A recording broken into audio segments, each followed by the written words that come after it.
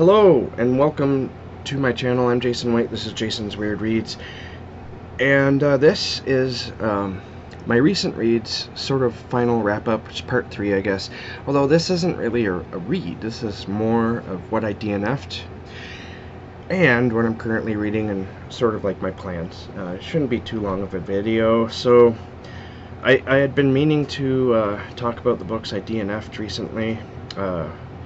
I've been wanting to do that for a while, so here we go. I was approached by H.D. Kirkland to read his book Drop, and I read it like about I don't know how far in, a couple of chapters I guess, and it just wasn't resonating with me. It was just not. I just wasn't in the mood for that type of literature, and so I had to put it down.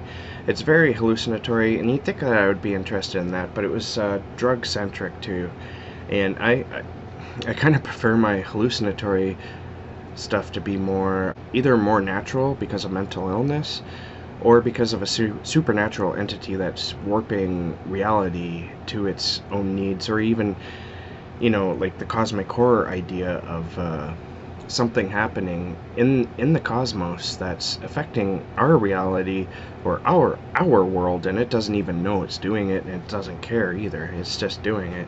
But this is more of a, I can't even say what, because I didn't finish it. So I'll give it a go again maybe in the future. But right now I had to put it down. It just wasn't doing anything for me, and I apologize to H.D. Kirkland for that. Also, I was approached by Matthew W. Quinn. He wanted me to read The Thing in the Woods. I believe it's book 1 in a series of books of his. And again, this is my thing, but I just couldn't get into it, and I don't know why.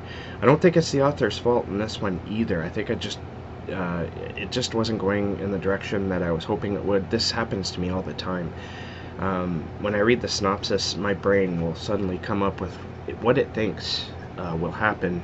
And if it goes in a different direction than what my mood is, I guess, or my expectations is, then I'll often put it down because it's just not doing it for me. Oftentimes I'll go back later and I'll absolutely love it. It's sort of like and this is why I closed my doors to the to book reviews, is because I'm very behind on all the books that I've been sent, and I appreciate everyone who sent me a book, but I had to put a stop to it because people kept approaching me, and I don't want to just have a pile of books continue to grow from books that people are sending me, and I know what it's like to send somebody a book and to want to hear what they think of your book, and then not hearing.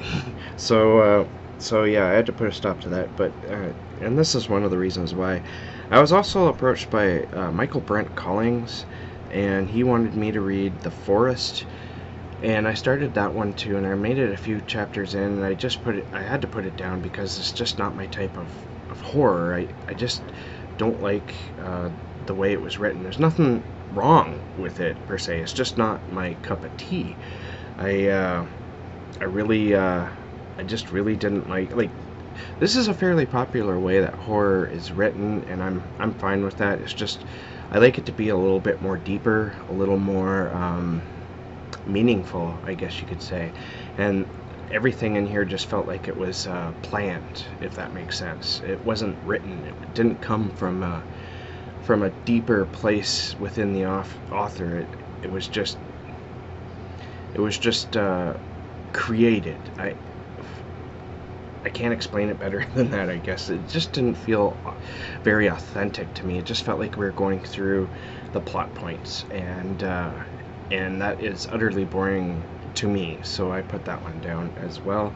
And I would say that one is the only one I really didn't enjoy reading, and that's why I put it down, whereas Drop and The Thing in the Woods, I think I would enjoy given the right circumstances. So, I'll probably return to those, but I don't think I'll go back to The Forest or maybe even Michael Brent Collings. Alright, so currently I'm reading, and I have been reading for the last couple of months, and I haven't talked about yet, is currently I found the Victorian side of BookTube, the Victorian literature side of BookTube, like with Katie Holmes and Books and Things, Katie from Books and Things. I know some booktubers that kind of delve into that territory while also talking about other books. But the way I found this is I was really wanting to read something of the gothic horror type of style, and so I went searching for that, and I kept coming back and back again to Victorian literature. And so after watching I don't know how many videos on the best Victorian literature out there and all that, and especially binge watching Books and Things. Her channel is, I absolutely love her channel. She goes on and on and on about Our Mutual Friend by Charles Dickens. And she did a series about 2-3 years ago, maybe 4 years ago, where she read the book. They read it the way it was released. It was released monthly, 3 or 4 chapters at a time. And so it took I guess it takes about a year to read it that way. And so that's the way they read it. They read each part that was originally released way back in the 1800s when it was released. Now what I'm doing, I'm not taking that approach so much. I'm reading it when I can. And like I said, I've been reading it for 2 months already, and I'm only about 200 pages in. It's, I think, 700 or 800 pages long. So I'm taking my sweet time, and when I'm done a certain section, I'll go watch Katie's video where she goes into a sort of a deep dive in those chapters that's being read during that the release of the 3 or 4 chapter block. And that is, I'm having fun with that. You don't need to tackle it every day like I did with the Wheel of Time books. You can just, whenever, I read it probably 2 or 3 times a week, and I'll read one chapter in that setting. And it's it's a lot of fun. I highly recommend checking these things out if you haven't. I think going to I've read some classic literature before approaching this. Of course I have, but if you haven't, that's totally okay. But if you're interested in reading older classical fiction, especially from the Victoria era, I recommend checking out Books and Things and Katie Holmes, and there's a few other I might link down there just so you guys know. And for the Halloween creature feature reading extravaganza, I mentioned in a previous video that I made a switch. There are a couple of switches, and I talked about one of them, but I didn't talk about the other. And I took off the one zombie story that I was going to read. And I didn't start it and DNF it or anything. I made a choice because of time. Now, originally I was going to read, where is it here?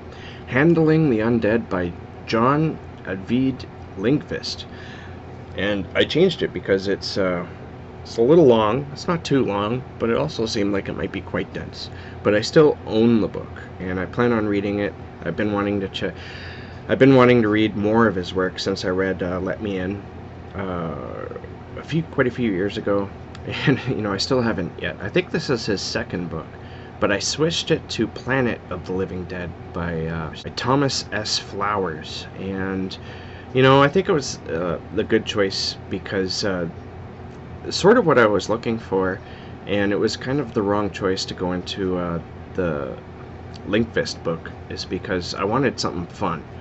And this book is definitely that, Planet of the Dead. If you're looking for a fun zombie book that doesn't necessarily have to be good all the time, it's not a piece of deep literature. This is just fun, and I'm absolutely enjoying it. It's apparently a series, and I'm almost done it actually. So when I am done it, I don't know if I'm going to continue the series right away, and I don't know if the series is done yet either. I know that it's 3 books right now, and I don't know if it's done. I guess we'll find out. Maybe I could message him and ask. I don't know, because when I do finish Planet of the Dead, I want to move on to a book that Rachel from Shades of Orange, she's with her group of Patreons, which I am now a member of. They're reading Off Season by Jack Ketchum, and this is a book I've been wanting to read for a long time. I know it's nasty. It's a book about cannibalism and hillbillies, and that just sounds like a lot of fun. It's also, you know, I got it on audiobook. I got it a couple of years ago. I don't know why I haven't gotten to it before. So I kind of want to get it off my TBR, and I wanted to read it with some people because I know it's going to be kind of nasty. It's Jack Ketchum, after all. He did The Girl Next Door, which is probably the most disturbing book I've ever read. I hope to never ever go back into that kind of territory, but I do want something kind of nasty. Alright, so you know, continuing on with the reading extravaganza, the Halloween reading extravaganza, I will be reading Creature very shortly, and I think I'm gonna do that after Off Season. And I don't think I have any other audiobooks though for that, but I have to start Fledgling, and I'm looking forward to starting that because Octavia E. Butler has been on my radar for too long without me actually reading her, so that's got to be done. Alright, so that's it. Finally, that is it for my wrap-up. I won't do another wrap-up until the end of the year now, so thank you for watching, and keep being safe out there, keep being creative, and I will catch you guys in the next bookish video.